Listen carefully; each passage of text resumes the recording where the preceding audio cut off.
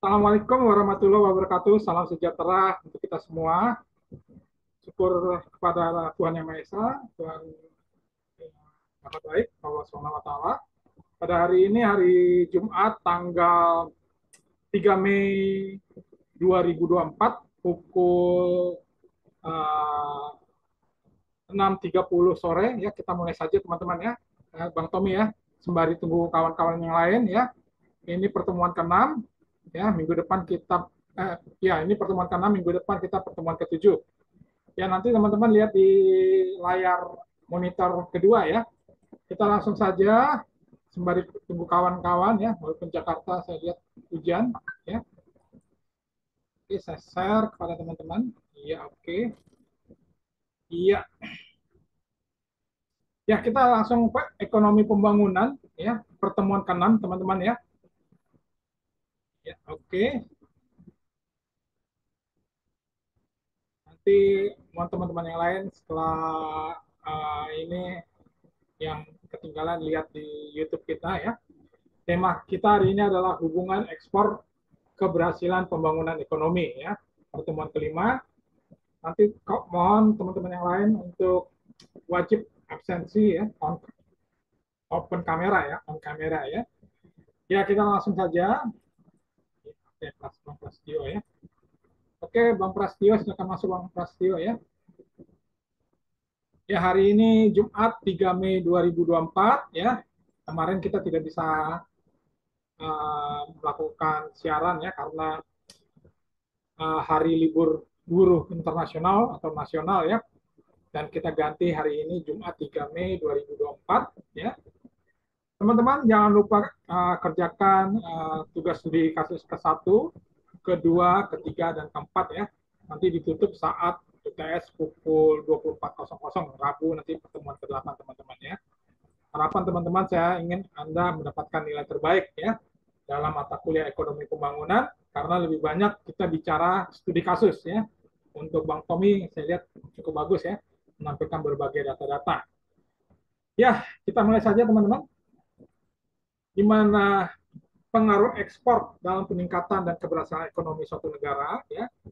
Tentunya perdagangan internasional merupakan sumber pertumbuhan atau source of growth ya, source of growth ya. Dan jika dilakukan secara inklusif ya dengan baik dengan matang ya atau terencana kita menjual produk kita dalam ekspor yang terbaik ya akan dapat mengurangi kemiskinan di negara tersebut ya. Sebagaimana diketahui dalam kajian tentang ekonomi makro, Anda sudah belajar ya dari dosen sebelumnya, khususnya produk domestik bruto atau PDB, di mana diketahui ya, diketahui Bentar lagi dah. ya pasti Andi Ada mau tutup ya. ya, di mana dari sisi pengeluaran dapat dituliskan dengan rumus sebagai berikut. PDB sama dengan C tambah I tambah G tambah X kurang M ya. Ini rumusnya teman-teman ya. Jadi sangat mudah. C ini apa? C ini artinya konsumsi masyarakat atau consumption ya. Lalu I merupakan investasi ya. Investment ya. Baik investasi luar negeri atau dalam negeri ya teman-teman ya. G adalah pengeluaran pemerintah atau government ya. Government expenditure ya teman-teman ya. Oke ya. Lalu berikutnya teman-teman di sini kita lihat X ya, X merupakan ekspor ya, X ya merupakan ekspor. Tentu kalau ekspornya semakin meningkat ya akan mendapatkan keuntungan ya, keuntungan bagi pendapatan bagi suatu negara atau disebut surplus ya. Lalu M merupakan import ya. Kalau importnya terlalu tinggi, ya ini sangat bahaya kawan-kawan ya, artinya defisit ya. Jadi diharapkan ya, oke Bang Muhammad Firdaus selamat bergabung ya. Jadi kita harapkan ekspor harus meningkat ya dibandingkan impor. Nanti kita lihat bagaimana dengan di Indonesia ya. Tentunya kawan-kawan berdasarkan rumus tersebut permintaan barang dan jasa yang berasal dari luar negeri dalam bentuk ekspor merupakan unsur yang meningkatkan output ya, output nasional atau pendapatan nasional ya. Ini penting bagaimana pendapatan nasional harus ditingkatkan ya, dan juga tidak tergantung dengan apa minyak bumi ya. Kita akan lihat nanti teman-teman ya bagaimana di Indonesia ini ya. Tentunya kawan-kawan, ketika permintaan output meningkat ya, maka permintaan tenaga kerja juga meningkat. Artinya permintaan barang di Indonesia ya, misalnya negara Jepang, negara Thailand, negara Amerika, negara India membutuhkan suatu barang dari Indonesia ya, semakin meningkat, tentu produktivitas negara Indonesia akan meningkat, permintaan tenaga kerja untuk bekerja dalam bidang tersebut juga akan meningkat, sehingga menghasilkan pendapatan bagi negara, kawan-kawan ya. Ini sangat penting, kawan-kawan ya. Nah, selanjutnya kita lihat. Nanti sehabis ini saya akan kirimkan ya, habis siaran ini pada teman-teman bagaimana perkembangan ekspor impor Indonesia ya sepanjang 2023-2024 ya. Nah, ini kita lihat teman-teman ya, sumbernya sangat jelas ya. Jadi saya memberikan gambaran kepada Anda teman-teman ya. Artinya gambaran yang benar-benar real ya, real nyata ya. Tidak sekedar teori-teori doang ya, atau sekedar omon-omon ya. Jadi ini teorinya bagaimana pelaksanaan ekspor impor di Indonesia ya. Kita lihat teman-teman perkembangan ekspor impor Indonesia Januari 2024 ya. Ini Januari, Februari, Maret, April, Mei ya. Ini Mei 2024 ya. Antara Januari 2023 sepanjang Januari 2024 ya. Ini data resmi ya, teman-teman ya. Dari statistik ya, nomor 14 garing nomor 02 tahun 2024 ya, 15 Februari 2024 ya. Ini benar-benar laporannya nyata ya. Di mana kita lihat ya. Nilainya adalah 22.323.8 ya. Nilai ekspornya ya. Ini dalam bentuk apa ya? Saya lupa apa juta apa kayaknya jutaan US dollar ya. Lalu import adalah 18.442,9 juta US dollar ya. Sehingga ekspor ya terjadi peningkatan ya. Lalu Januari 2024 pertumbuhan 20 juta 524,1 juta US dollar ya. Lalu import 18,509 juta US dollar ya. Kalau kita lihat teman-teman Januari 2023 dengan Januari 2024 ya terlihat ada penurunan, tetapi nilainya surplus ya. Jadi ekspornya agak menurun ya antara Januari 2023 sampai Januari 2024 ya, kalau kita perbandingkan minus 8,06% ya, minus 8,06%. Tetapi kalau kita lihat di Januari 2023 ini surplus ya kawan-kawan ya, Januari 2024 surplus juga teman-teman ya. Jadi ada dalam satu tahun sepanjang 2023 Januari 2024 ya terjadi surplus walaupun ekspornya menurun ya, minus 0,806% ya. Lalu impor terjadi peningkatan 0,36%. Tapi perhitungan di sini menghasilkan masih surplus ya pemerintah Indonesia. Sehingga kita lihat ini sepanjang ini ya, yang fluktuasi ini ya. Artinya ekspor Indonesia mengalami peningkatan surplus ya sepanjang Januari 2023 dan Januari 2024 ya. Tentunya ya ini dalam jutaan US dollar ya. Jadi bisa nanti lihat neraca perdagangan Indonesia Januari 2023 Januari 2024 ya. Ini agak kecil sekali ya, saya gedein lagi ya. Oke. Kita besarkan ya dari Januari 2023 ya terjadi neraca perdagangan turun naik ya, di mana tadi Mei 2023 ya ekspor impor mendekati ya, artinya mendekati apa? Titik nol ya, artinya ekspor dengan impornya balance ya. Lalu dilihat ekspor non migas kita banyak ke Tiongkok ya, paling besar senilai 4.570 juta US dollar. Lalu Amerika Serikat, lalu ini India dan Jepang ya teman-teman ya. Ini ekspor ya. Lalu berikutnya kita perhatikan lagi, ya, impor kita lebih banyak ke Tiongkok, Jepang, Thailand, dan Amerika Serikat. Ya, oke, saya besarkan kembali kawan-kawan ya. Ya, selanjutnya ini perkembangan ekspor kita ya sepanjang 2023-2024, artinya masih dalam keadaan baik-baik saja ya, arti surplus ya. Nah, kawan-kawan, selanjutnya nanti teman-teman mau dibaca lagi ya. Jadi ini data-data ini nyata ya. Lalu berikutnya ekspor Indonesia Agustus 2023 meningkat teman-teman. Ya, ini perhatikan teman-teman ya. Artinya sepanjang 2023 kemarin dan kita menyongsong 2024 bulan Mei ini ya, di mana Badan Pusat Statistik melaporkan pencapaian ekspor Indonesia pada Agustus 2023 mengalami kenaikan sebesar 5,47% dibandingkan Juli 2023 ya. Juli beberapa bulannya sebelumnya ya. Capaian ini didorong kenaikan nilai ekspor sektor migas maupun non migas ya. Artinya Kak, kita lihat Juli 2023 ya, ini sebesar ya dalam miliar dolar ya. Angka hasil pembulatan dalam miliar dolar ada 19,6 miliar dolar ya non migas ya. Dibandingkan Agustus ada terjadi kenaikan 5,35%. Agustusnya 20,7 ya, miliar US dollar ya. Lalu migas, minyak gas ya, minyak gas bumi nilainya 1,2 miliar US dollar.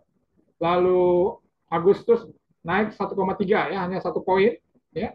Sehingga kalau kita lihat total nilai ekspor terjadi kenaikan 5,47%.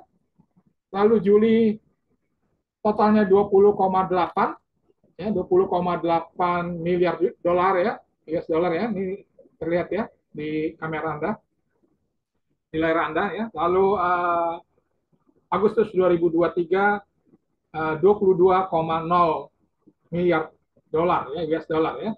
Nah, ini artinya ada peningkatan ya, peningkatan sebesar 5,47 ya. Nah, sehingga kita lihat untuk migas ya, migas memang hasil migas, minyak mentah ada penurunan ya. Lalu hasil minyak ada kenaikan, lalu gas penurunan ya.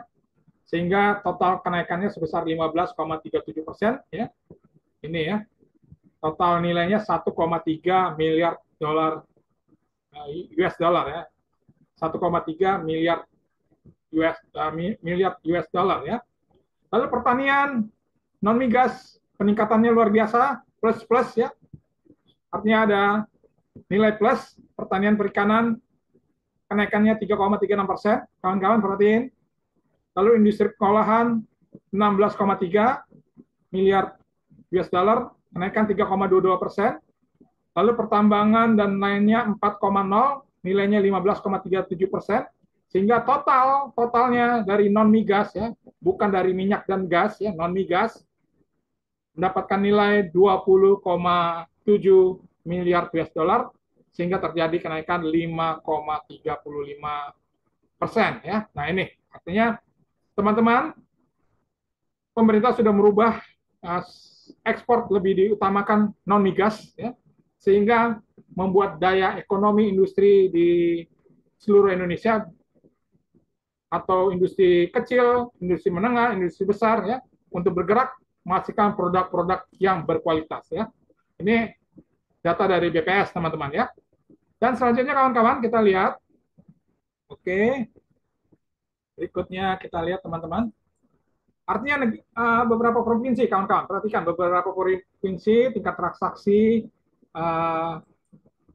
perdagangan ekspor teman-teman ya, provinsi Indonesia ke luar negeri ya. Ini data dari BPS ya, oleh pelaksana tugas Kepala Badan Pusat Statistik ya, Ibu Amalia Adininggar Widiayan Satri ya. Kita lihat ekspor pada Agustus 2023 mencapai 22 miliar dolar ya, US dollar. Ini didorong kenaikan ekspor sektor migas 7,50% dan non migas, ada non migas ya, bukan migas ya, 5,35% dari bulan sebelumnya ya. Sehingga kita lihat beberapa provinsi kita menghasilkan income pendapatan bagi daerahnya ya, di mana nilai dalam miliar dolar Amerika, US dollar, di mana Riau menghasilkan 12,5 miliar US dollar, kontribusinya sebesar 7,29%. Mohon dilihat kawan-kawan ya. Jawa Barat nilainya adalah 24,6 miliar US dollar, kontribusinya 14,33%.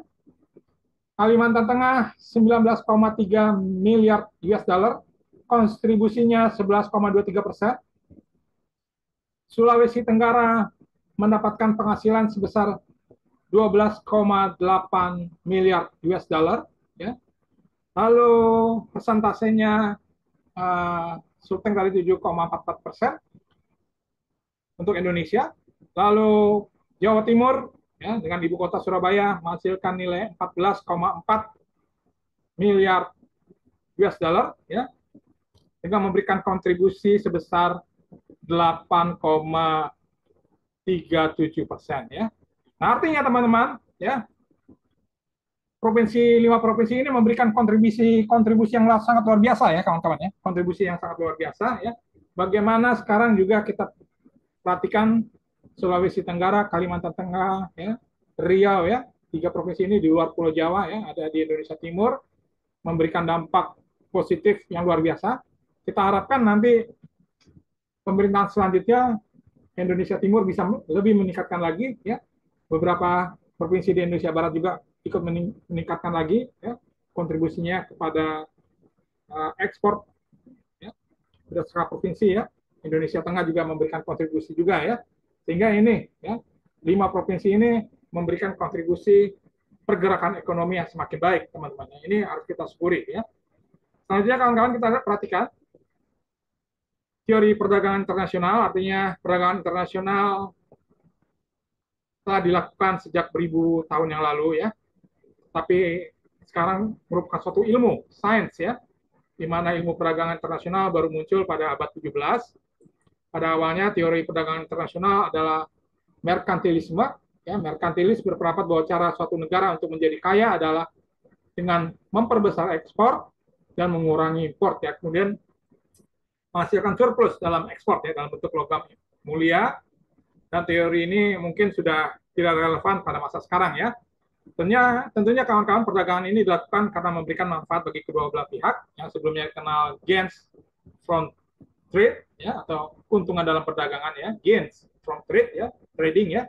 Sebagaimana disampaikan sebelumnya, perdagangan internasional merupakan sumber pertumbuhan, memperbesar penyerapan tenaga kerja, meskipun juga terdapat potensi pengurangan tenaga kerja apabila impor terlalu tinggi daripada ekspor ya.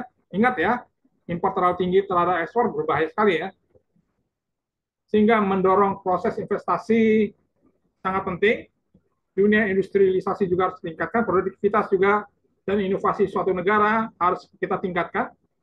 Selanjutnya perdagangan internasional juga dapat meningkatkan daya saing kawan-kawan ya, lewat proses spesialisasi atau keahlian ya, dan juga meningkatkan Anda kemampuan sumber daya manusia ya. Ini udah mungkin dalam setiap minggu ini saya ngomong kemampuan sumber daya manusia ya, lewat tukar menukar informasi dan bagaimana transfer teknologi ya, ini sangat penting, atau kita belajar dari negara-negara maju ya, lalu memperluas diversifikasi barang ya, jasa maupun pasar ya, serta bagaimana negara kita juga memperbaiki neraca perdagangan ya, neraca perdagangan dan juga neraca pembayaran. Tentunya harus menghasilkan nilai-nilai yang memberikan keuntungan bagi pemerintah kita, pemerintah Indonesia teman-teman ya.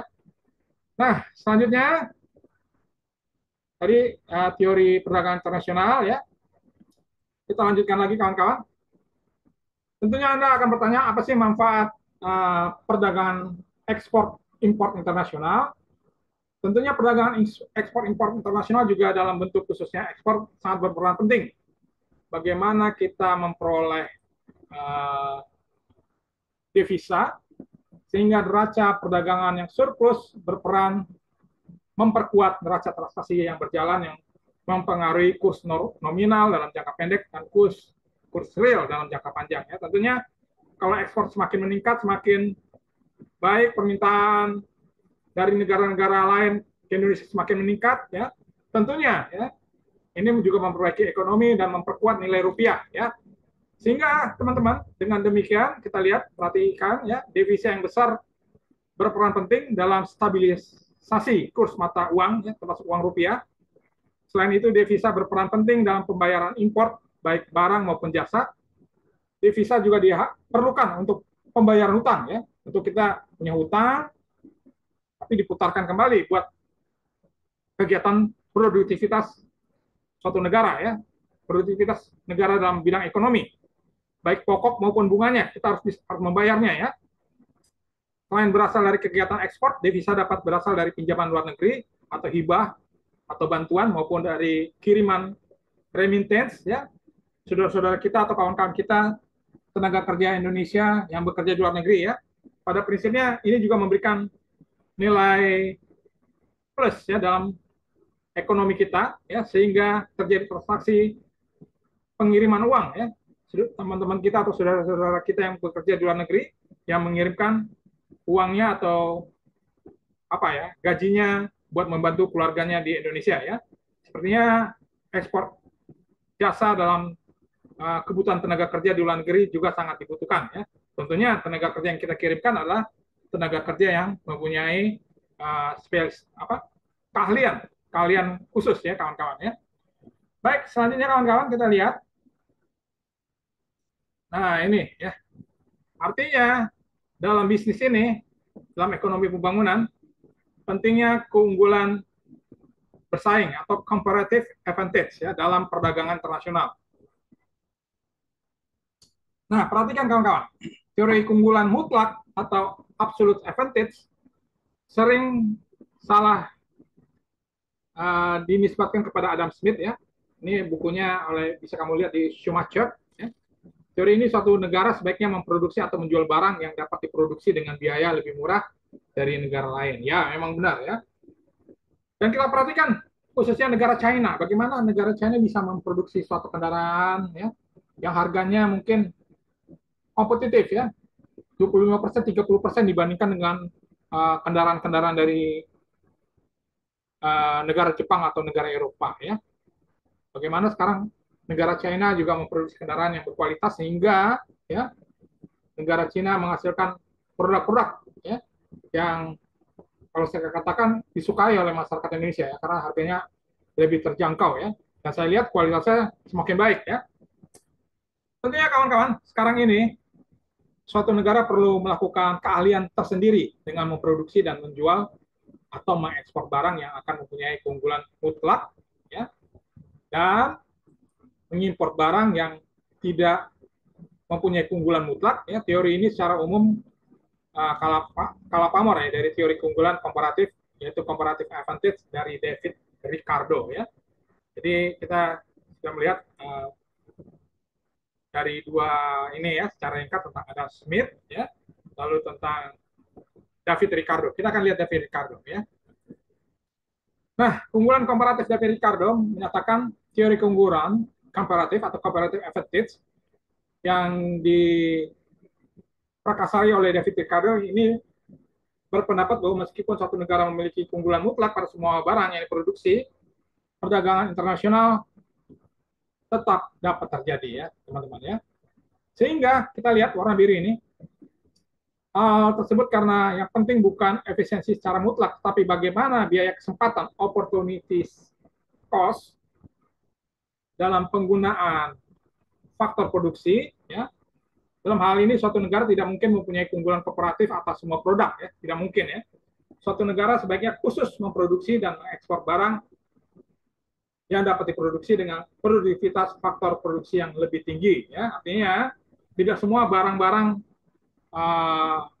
produk-produk bisa unggul semuanya ya. Misalnya kita lihat negara Jepang unggul dalam bidang industri kendaraan dan industri teknologi berbagai hal ya.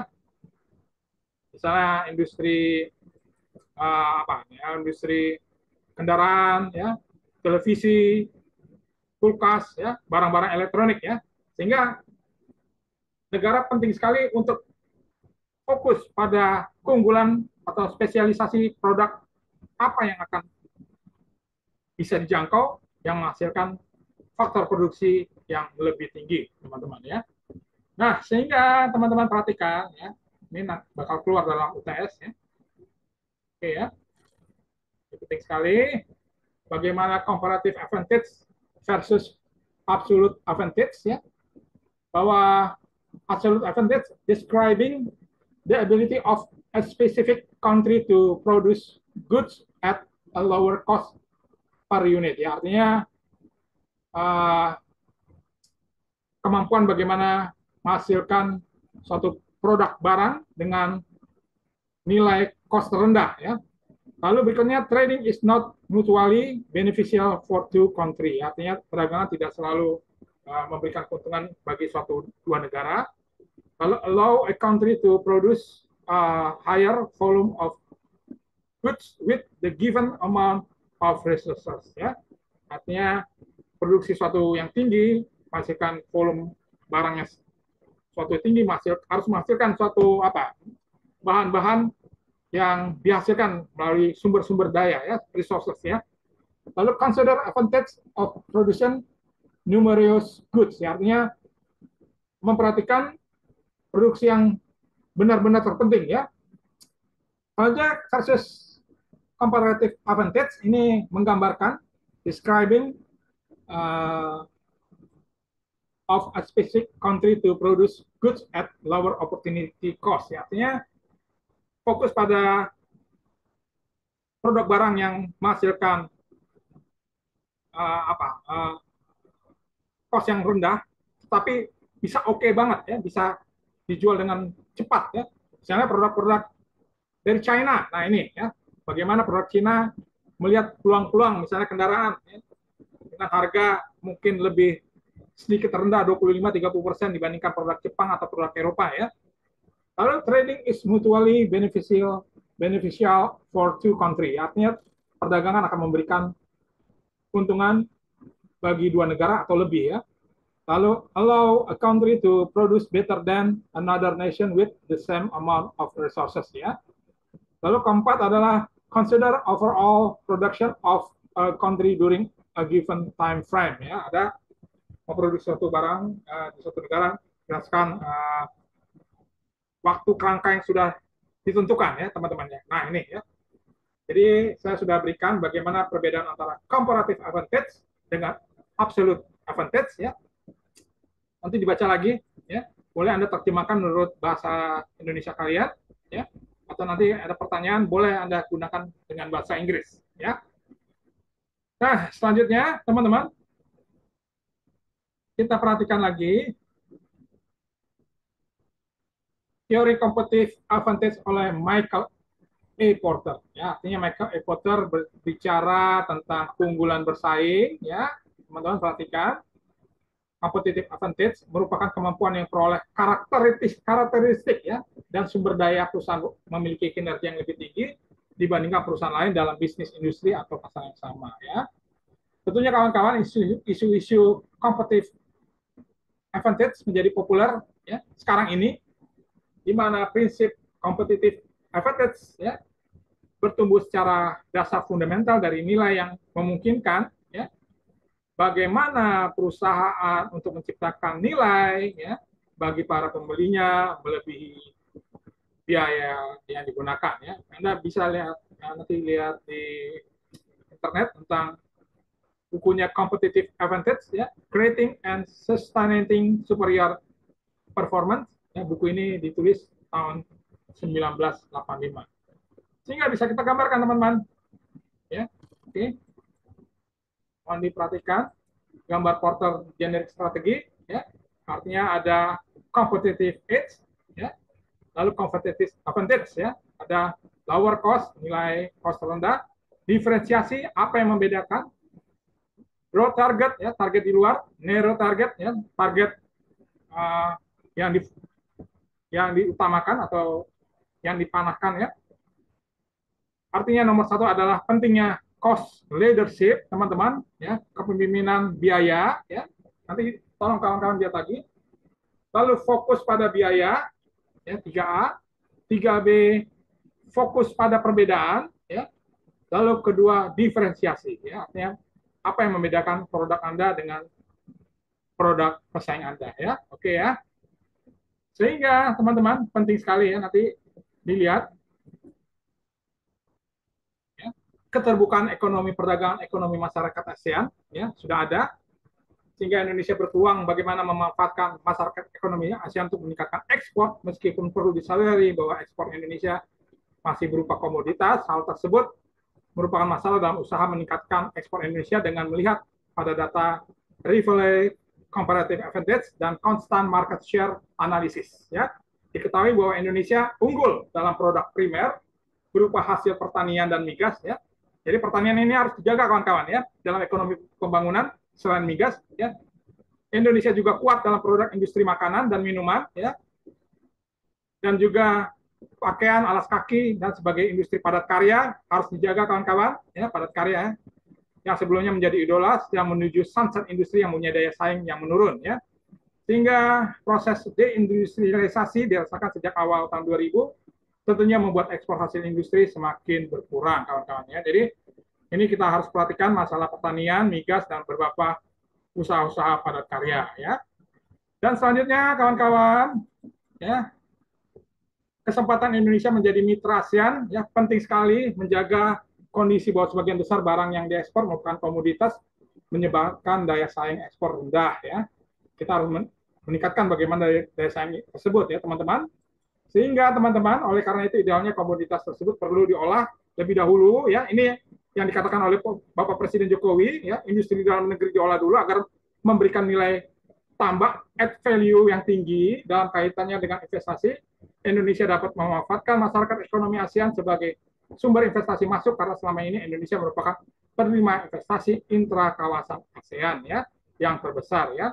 Tentunya investasi ini berasal dari kawasan ASEAN yang harus didorong ya ditanamkan di industri yang mengubah komoditas menjadi produk industri ya. Dan berikutnya kita lihat ya.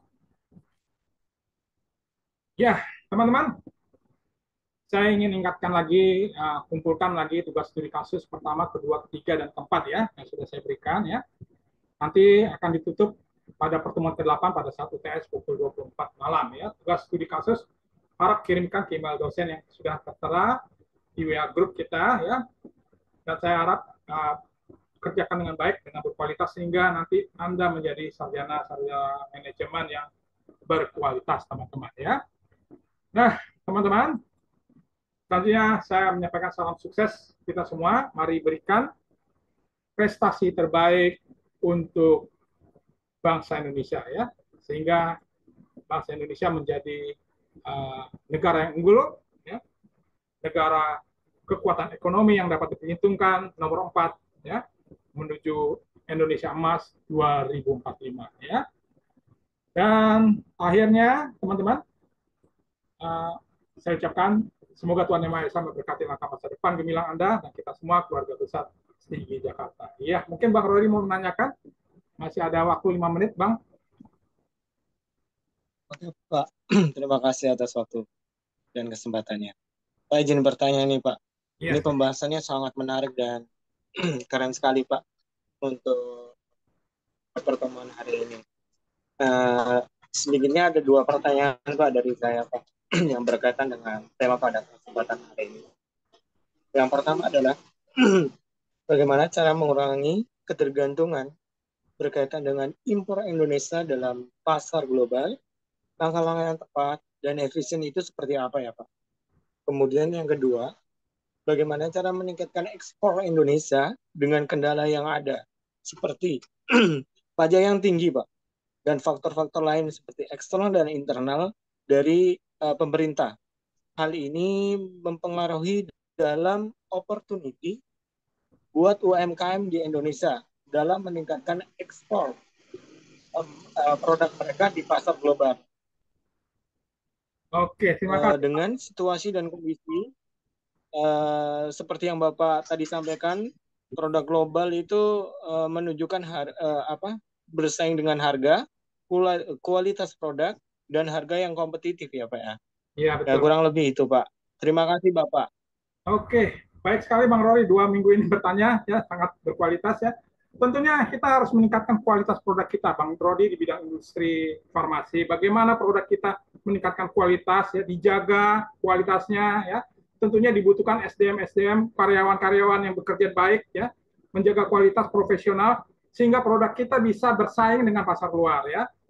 Sehingga produk kita bisa seperti produk China bisa menjangkau ke pasar-pasar internasional, ya. Kedua, tadi pertanyaan saya secara singkat ya, tinggal 3 menit lagi. Bagaimana agar produk kita kompetitif, ya, masalah eksternal, pajak-pajak, ya, tentunya pentingnya sekali teman-teman, juga teman-teman yang masih muda untuk memberikan kritisi kepada pemerintah, ya. Saya yakin pemerintah kita Pak Joko Widodo lalu diteruskan Bapak Haji Prabowo Subianto, beliau pasti akan ini, ya, mendengar, ya, teman-teman, ya. Anda harus kritisi, jangan diam saja. Apa nih yang terjadi di lapangan, ya? Apa yang terjadi di lapangan? Apakah pajaknya terlalu tinggi atau ada pungutan liar atau pungli, ya? Atau di setiap jalanan Anda mau ekspor ke pelabuhan apa ada pungli, ya? Anda harus kritisi, ya. Apalagi Anda sebagai calon-calon sarjana muda, sarjana manajemen yang oke, ya. Sehingga saya selalu gambarkan, ya, memberikan Anda dalam dalam bentuk teori studi kasus, ya, gambar-gambar ini, ya, sehingga Anda bisa memberikan apa, ya, kritisi yang luar biasa kepada pemerintah kita, ya, teman-teman, ya. Mungkin saya tidak bisa terlalu banyak, ya, karena waktu dibatasi tinggal 2 menit, ya, tapi nanti kapan kita ketemu lagi kita akan bicara lagi, ya. Terima kasih Bang Rory, ya, sukses selalu, ya. Oke, tinggal 2 menit lagi teman-teman, mohon open kamera kawan-kawan, saya akan open kamera. Terima kasih Bang Rory, ya. Saya baca tugas Bang Rory luar biasa, ya. Ya, oke, saya akan foto, ya. Terima kasih teman-teman, ya. Iya, oke. Bang Muhammad Firdaus belum ada, ya. Oke. Ya, hari ini ada Bang Prastio Hadi, ya. Ya, semangat terus, ya. Bang Tommy keren banget, ya. Bang Niko tingkatkan lagi, lalu Muhammad Rifki Saroni, ayo di Bang apa nih, Bang BCA atau Bang apa, ya. Bang OCBC, ya. Tingkatkan lagi. Lalu Bang Rory dan Bang Muhammad Firdaus, ya. Baik, ini pertemuan ke-6, ya. Kerjakan tugas 1, 2, 3, 4 yang belum selesai. Kita akan ketemu di pertemuan ke-7, ya. Tatap muka, saya akan memberikan kisi-kisi kepada Anda, ya. Baik, terima kasih atas kehadiran teman-teman. Akhir kata saya ucapkan wabillahi wa taufiq hidayah. Wassalamualaikum warahmatullahi wabarakatuh. Salam sukses untuk kita semua. Terima kasih teman-teman. Terima kasih. Terima kasih, Pak. Oke, terima kasih. Sukses, ya, sukses selalu. Salam jumpa minggu depan di kampus kita. Terima kasih, sampai jumpa. Tetap semangat Pak, walaupun Indonesia aja kalah. Oke, terima kasih Bang. Terima kasih semua.